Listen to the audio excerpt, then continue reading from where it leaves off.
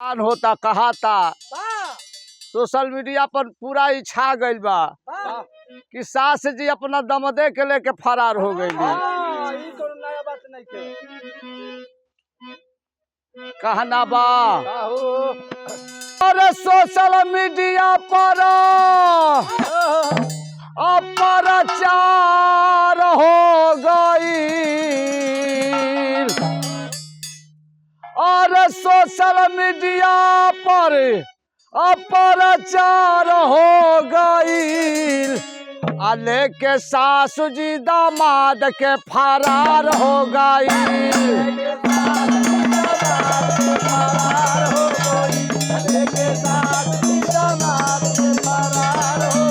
आले के सास जी दामाद के फरार हो गई।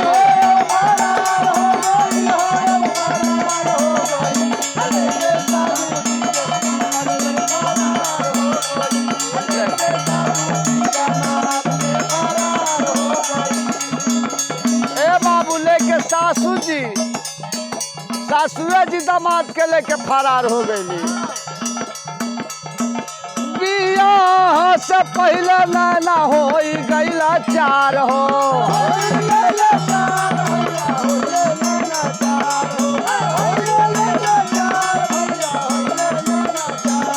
और लेके दामाद सद के हो गईला फरार हो।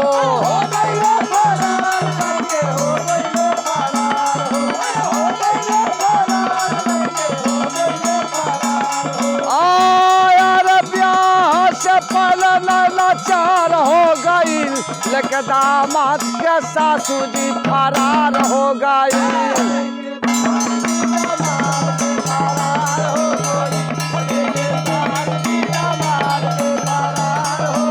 आदल के सास जी दामाद के फरार हो गई।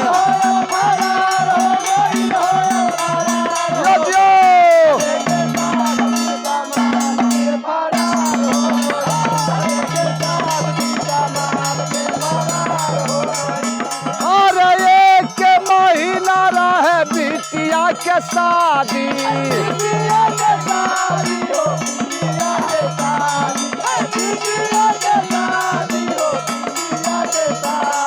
अरे हो के से पहले तो भइल बर्बादी।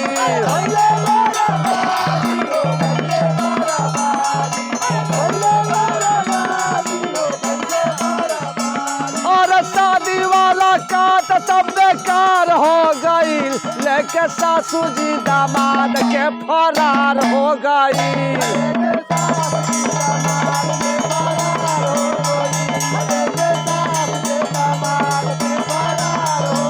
हाथ लेके सासू जी दामाद के फरार हो गई।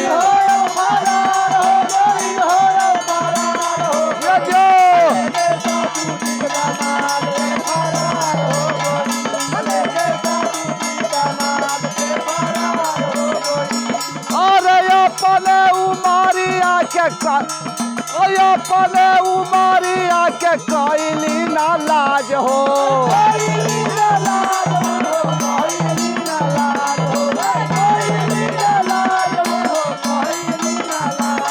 अरे सोचली नहीं जाता का कहीं समाज हो।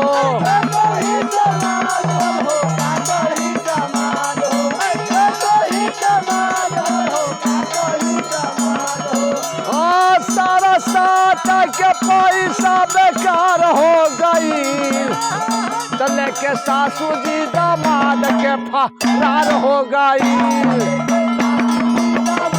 के फरार हो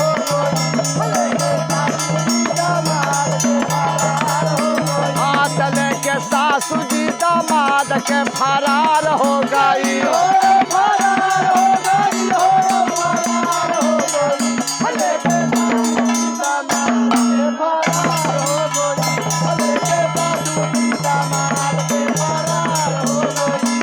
भैया एगो मेहरारू पूरा मेहरारू के शर्मसार कर दिहलस सार दिहलस अपना इज्जत के ना देखलस। ऐसे कहना बा और लाजो लाला के ओकरा बिया बेशरम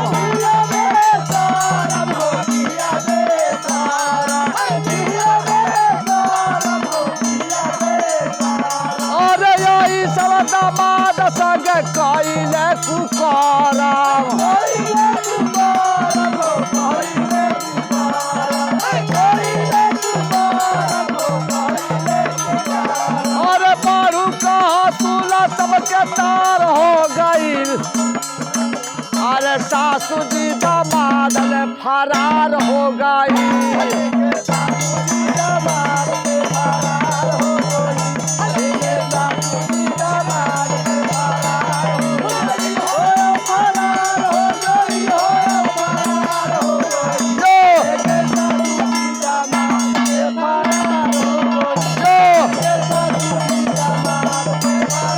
अरे बियाहवा से पहले लाचार हो गई, लेके सासू जी दामाद के फरार हो गई। दामाद के फरार